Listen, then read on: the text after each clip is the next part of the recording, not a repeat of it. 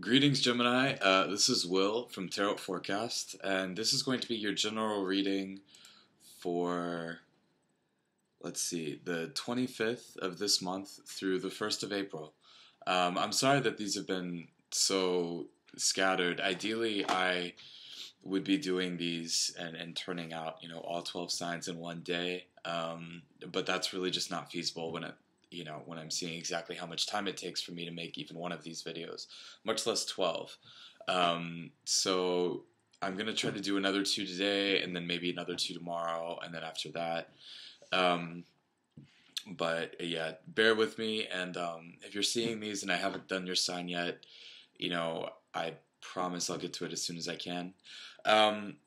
So what I've done, again, to respect my time as well as your time and to make these videos as short as possible and as concise as possible, I've actually gone ahead and shuffled the cards and dealt out three here.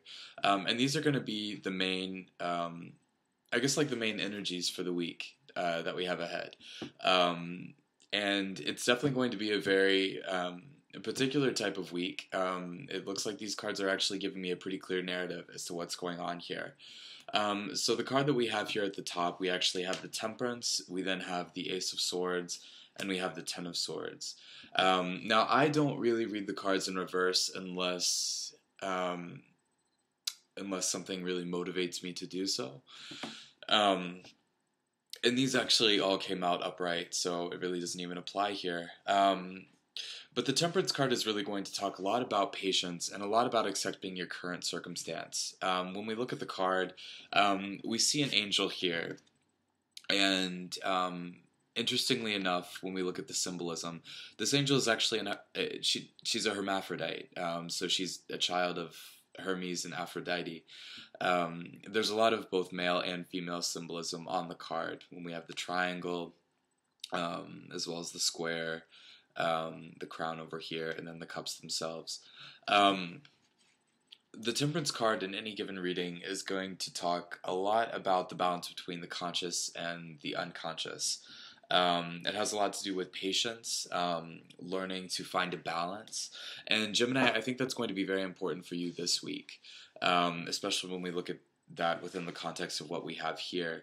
I think it's going to be very important for you to not only find a balance within your day and with what you do with your time, but also a balance within your emotions. Obviously, we all deal with, periods of anxiety, and everybody deals with periods of depression. And I feel like this upcoming week, or at least this time in your life, when we look at all of these cards together, I feel like your life is very much going to be a roller coaster right now. And your main goal and your main purpose and your focus for this upcoming week is to learn to find a way to balance that and learn to find a way to level yourself out. I think that here with this Ace of Swords, you're actually going to be coming into kind of a window of clarity about a given situation. And, not to... there's no other way for me to say it. I think you're actually coming out of something really painful here. We also have this Ten of Swords. Now, the Ten of Swords talks about it's the final stages of grieving. It's the final stages of pain.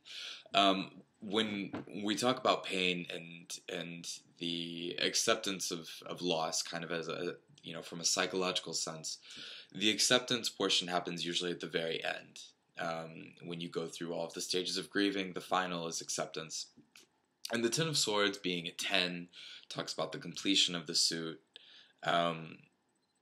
It's going to talk a lot about you accepting the circumstance that you find yourself in. And I think that something terrible has happened.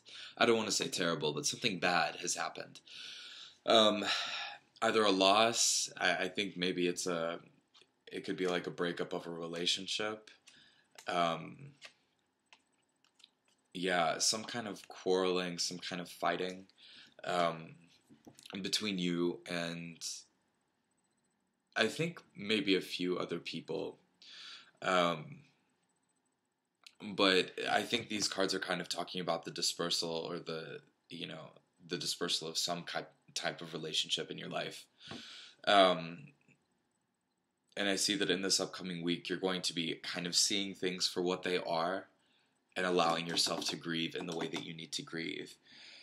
Um,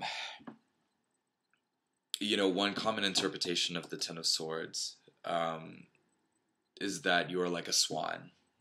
And especially when we're combining it with the Temperance, where we have a swan or maybe any kind of duck who is paddling madly underneath the surface of the water, but above the surface of the water appears very calm and very statuesque.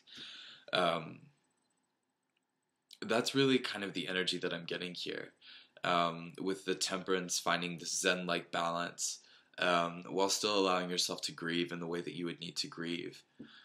When we look at the Ten of Swords, the first thing that your mind automatically goes to, just because of the way that the card is set up in its design, at least in the Rider-Waite sense, is that we see these 10 here, and then we follow our eyes down to the figure down here at the bottom. But something I think really important that it's very easy to miss is that we see the dawn in the background here. We see the calm waters and then mountains, and then we see the sun coming up from behind these mountains here. So the phrase, it's always darkest before the dawn, comes to my mind. And I think that you're kind of beginning to deal with something really, really painful. Some kind of separation. And I think you're dealing with that not in the sense that the pain is dispersing, but you're allowing yourself to feel it, I think. And so what I'm going to do here, I'm going to take the Lenormand cards, and these are going to give us, I think, a little bit more clarity.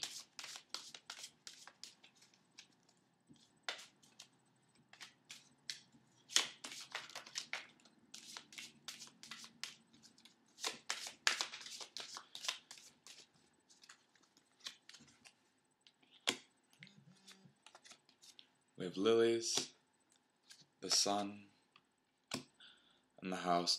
I definitely think that this is a relationship, or at least it's a break with somebody that you've been with for a while.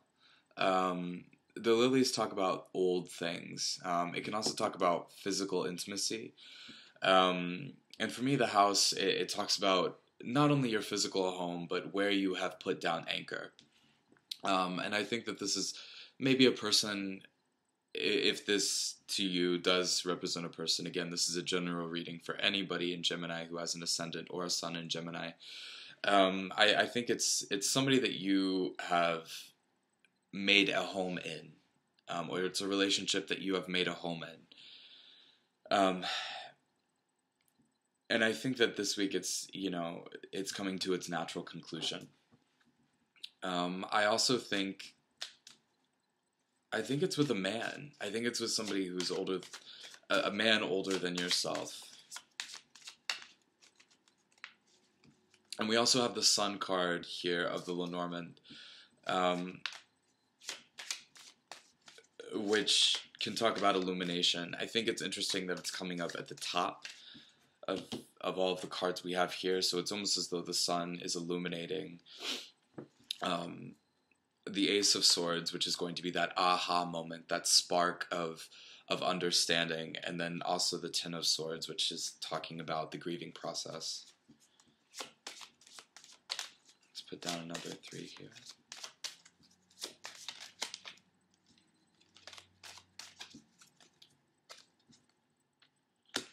Stork, which is change.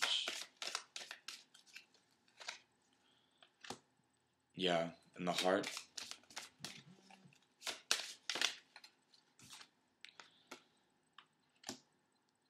And then the castle, which has to do with isolation. Yeah, I mean, I think these cards are really just reaffirming what I've said already. The stork, any cards that are inflected by the stork are being changed. And these are elements of your life that are going through periods of change. So we have the stork, we have the heart, and we have the castle. The castle, it can talk about a few things, as can any of the cards in the Lenormand. I guess I should stop saying that. But the castle can speak about isolation, and it can talk about being alone. It can also talk about taking a step back and observing the territory around you. When we see, I shouldn't say castle, I'm sorry, the tower. Um, just as you would if you were in any tower, it's a high place from which you can observe things that are going on around you from an impartial view. And I think that these cards are kind of talking about you, just as the Ace of Swords would suggest, taking a step back or being forced to take a step back and looking at this relationship with this person in a much more, I guess it'd be objective point of view. Oh, I have a jumping card here. The Fox.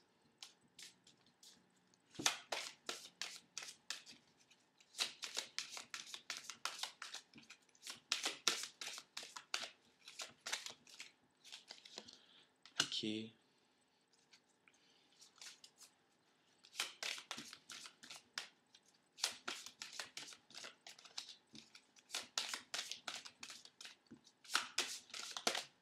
Oh, here we go. And the Whip. And at the bottom of the deck we have the Mice. Let's see if we can put that down here so it can be seen. So with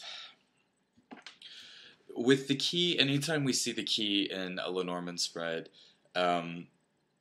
it's talking about something that is key.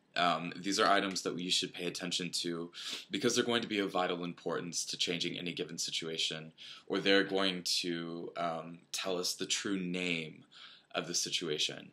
I think there's some passage, I think it's in the Old Testament, where it talks about once we know the true names of things, we have complete dominion over them.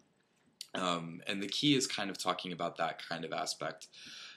We have the key, and around it we have the fox, which for me represents somebody with a duplicitous personality.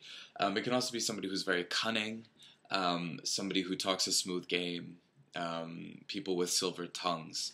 And then we also have the birch rod, excuse me, or the whip. To me, the whip almost always talks about things happening again and again and again. I think it's important for you to understand that you go through your grieving process and that this person really isn't going to change. Which sounds pretty harsh, but I'm a big believer in that, yes, people can change and people do become different and, you know, life lessons are learned, but it doesn't happen nearly as often as what we would like to think it does. I don't think people change of their own accord. I think that they change through dramatic things happening to them and big life lessons. I don't think that people change that often.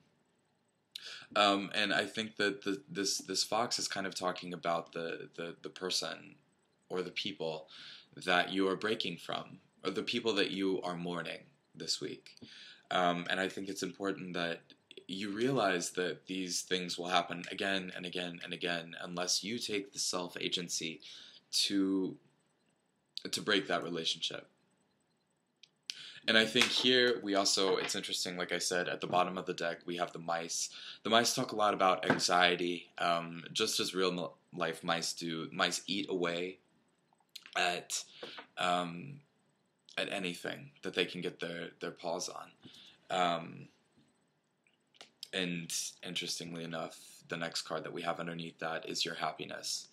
And I think that that's kind of telling us that unless you kind of take your own stance and put your foot down as much as you can this week, this relationship is going to keep eating away at you, which is natural, but you have to empower yourself to put an end to it.